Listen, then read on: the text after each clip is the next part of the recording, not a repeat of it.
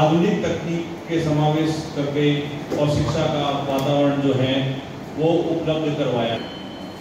उसमें हम अपना एनुअल प्लान, इस साल का एनुअल प्लान उत्तिष्ठ जागृत नाम से हम लॉन्च करना चाह रहे हैं। उसके लिए हम एकत्रित हुए, आप सभी गणमान्य व्यक्ति इसमें पधारे हैं। इसके अंदर हम कुछ अलग अलग तरह के सेल लॉन्च करना चाह रहे हैं इस साल, जिसमें से एक सेल आज हमारा लाइव हो चुका है। इसके अंतर्गत सर्वप्रथम stem lab, entrepreneurship lab, dance, drama, music और स्पोर्ट्स एकेडमी का संचालन हमारे एनुअल प्लान उत्तिष्ठ जागृत के अंतर्गत हमने शुरू कर दिया है। इसके बाद एक महत्वपूर्ण जानकारी मैं आपको देना चाह रहा हूँ। जैसा कि आरएसपी में जब इंटरेक्टिव स्मार्ट पैनल की प्रेजेंटेशन में आप सभी लोग थे, तब हमने ये विचार रखा था कि हमारा प्रयास रहेगा कि हम अपने बाकी स्कूलों को भी जल्द से जल्द इंटरेक्टिव पैनल से जोड़ें। तो उसी पहल को बढ़ाते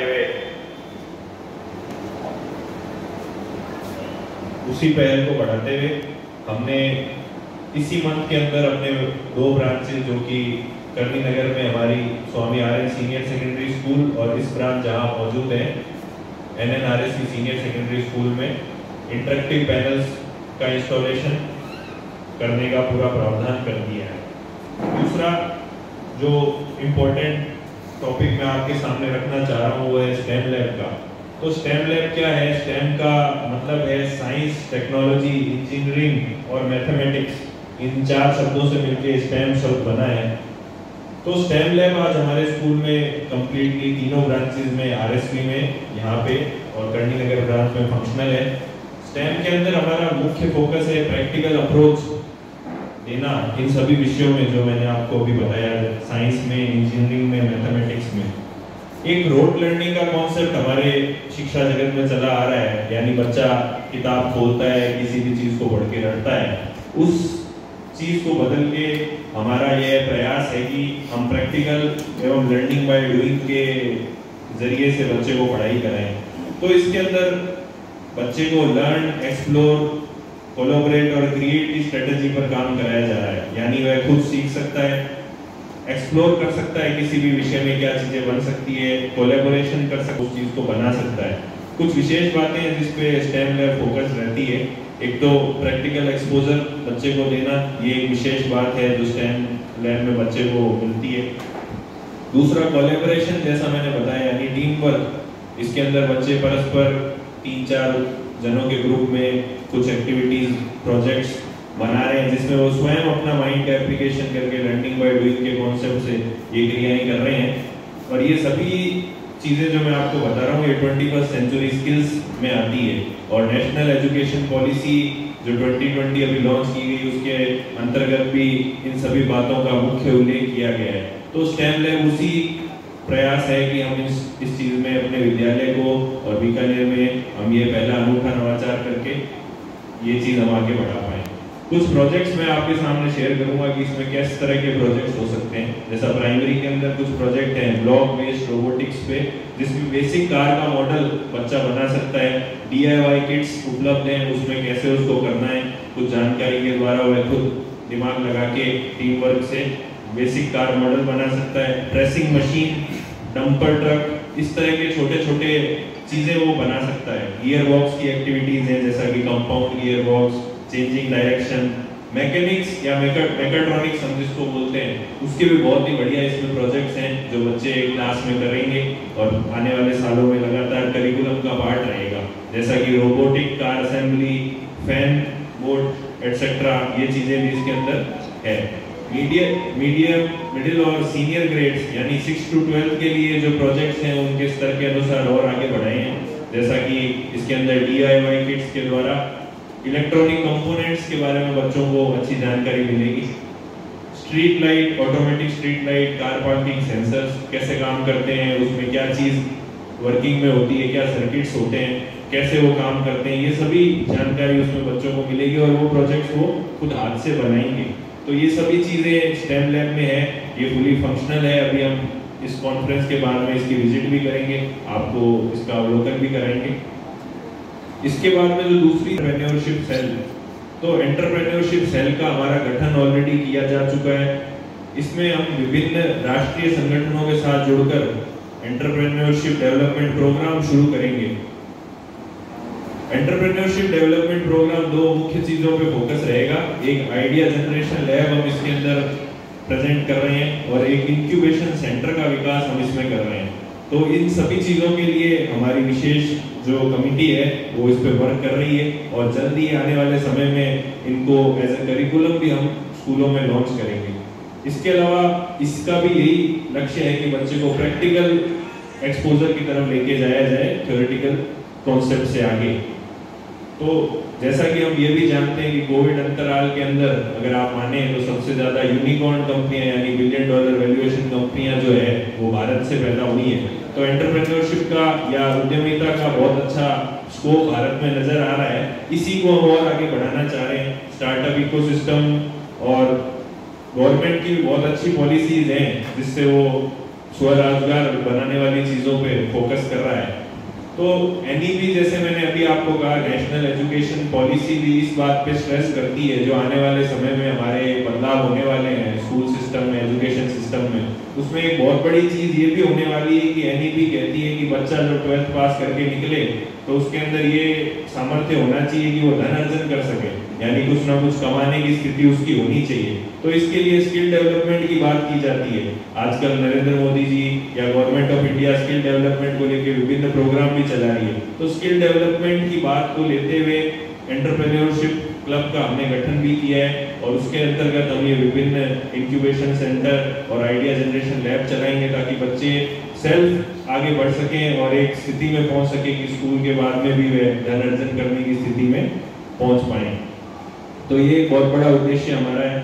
अच्छा, एंटरप्रेन्योरशिप सेल जो हमने बनाया है इसमें विभिन्न क्षेत्रों से प्रतिभाशाली लोगों का योगदान रहेगा। इसकी बोर्ड ऑफ स्टडीज और बोर्ड ऑफ मैनेजमेंट भी बनाई गई है, उसके अंदर विभिन्न लोग हैं।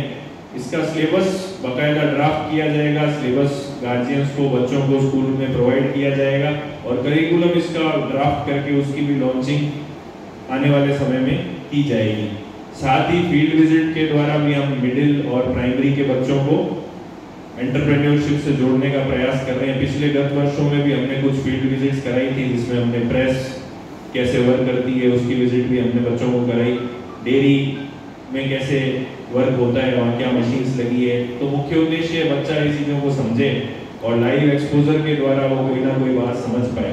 तो इन्हीं नवाचारों का हमारा ये दो प्रोजेक्ट जो मैंने आपको बताया, स्टेम और एंटरप्रेन्योरशिप लैब, ये हमारे इस उत्कृष्ट जागृत एनुअल प्लान में शामिल है और इसको हम बहुत जोरदार तरीके से आगे बढ़ाएंगे।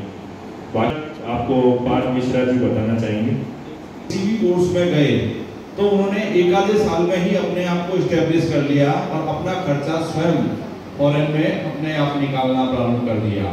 तो ये बहुत अच्छी बात थी क्योंकि वहाँ पर उनको इस प्रतिभा के लिए प्रेरित किया गया कि वो स्वयं अपने आधारित हो जाएं। इसी को ध्यान में रखते हुए हमारे विद्यालय ने भी इन सारी प्रक्रियाओं को प्रारंभ किया है और इसकी ज़्यादा जानकारी आपको दे पाएंगे हमारे director RSP group of school CA Parth Mishra ji. RSP group हमेशा से ही पिछले 60 वर्षों से अधिक से भी उत्कृष्ट शिक्षा के साथ साथ कला और खेल के क्षेत्र में भी बच्चों के सर्वांगीण विकास के लिए समर्पित है और इसी क्रम को आगे जारी रखते हुए हम लोग विशिष्ट अकेडमीज का आयोजन और गठन करने जा रहे हैं। इसमें सर्वप्रथम मैं बात करूंगा हमारी स्पोर्ट्स अकेडमी की, जिसमें हम basketball, volleyball, athletics, swimming, archery, table tennis और फुटबॉल, इनकी ट्रेंड कोचेस द्वारा बच्चों को प्रशिक्षण दिया जाएगा। इस प्रशिक्षण में सबसे पहले बच्चों का चयन होगा और चयन का क्राइटेरिया बच्चों की रुचि और उनका प्रतिभा रहेगा। जैसे ही बच्चों का चयन किया जाएगा उसके पश्चात उनको कक्षा 1-2 से ही हम प्रारंभ कर देंगे इस चीज़ को और उनको लंबी अवधि तक इन स्पेशलाइज्ड कोचेस द्वारा ट्रेनिंग देकर हम उनके अंदर जो खिलाड़ी की प्रतिभा है उसको विकसित करने का कार्य करेंगे। इसके लिए ऑलरेडी हमने जो चयन प्रक्रिया है वो स्टार्ट कर दी है। सभी तीनों विद्यालय जिनकी हम बात कर रहे हैं वहाँ पे ये स्पेशलाइज्ड कोचेस अभी मौजूद हैं और बच्चों की शॉर्टलिस्टिंग कर रहे हैं उनकी प्रतिभा की बेसिस पे, ताकि जल्द से जल्द हम इवनिंग अकेडमीज को स्टार्ट करें और उसकी लॉन्चिंग आने वाले दिनों में की जाएगी। इसके अलावा संगीत के क्षेत्र में भी RSC ग्रुप ऑफ स्कूल्स कार्य कर रहा है। हमारा मानना है विद्यार्थियों को संगीत सिर्फ एक हॉबी के तौर पे नहीं देखना चाहिए, बल्कि संगीत में करियर बनाने की भी अपार संभावनाएं मौजूद है।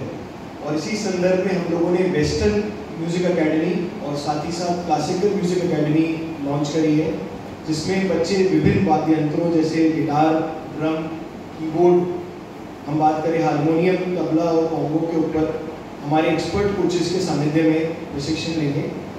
इसी में भी हम बच्चों की रुचि अनुसार उन्हें डेडिकेट करेंगे किस पर्टिकुलर म्यूजिक इंस्ट्रूमेंट में उनका इंटरेस्ट है और उसी के बेसिस पर उन्हें कोचिंग दी जाएगी। कक्षा 1 से ही हम इसे प्रारंभ कर रहे हैं, ताकि वही लंबी अवधि के अंदर बच्चा इन सब म्यूजिक इंस्ट्रूमेंट को सीखकर आगे अपनी प्रतिभा को निखार सके। इसके अलावा डांस और थिएटर के क्षेत्र में भी हमने म्यूजिक हमारी एकेडमी लॉन्च कर दी है, जिसमें रंगमंच से जुड़े हुए विभिन्न कलाकार हमारे बच्चे स्टूडेंट्स को ट्रेनिंग देंगे और उनका मार्गदर्शन करेंगे। इसे ही इस एकेडमी को भी हमने कक्षा 1 से ही स्टार्ट कर दिया है, ताकि बच्चे इसके अंदर ट्रेन होकर आगे अपना विकास कर सकें।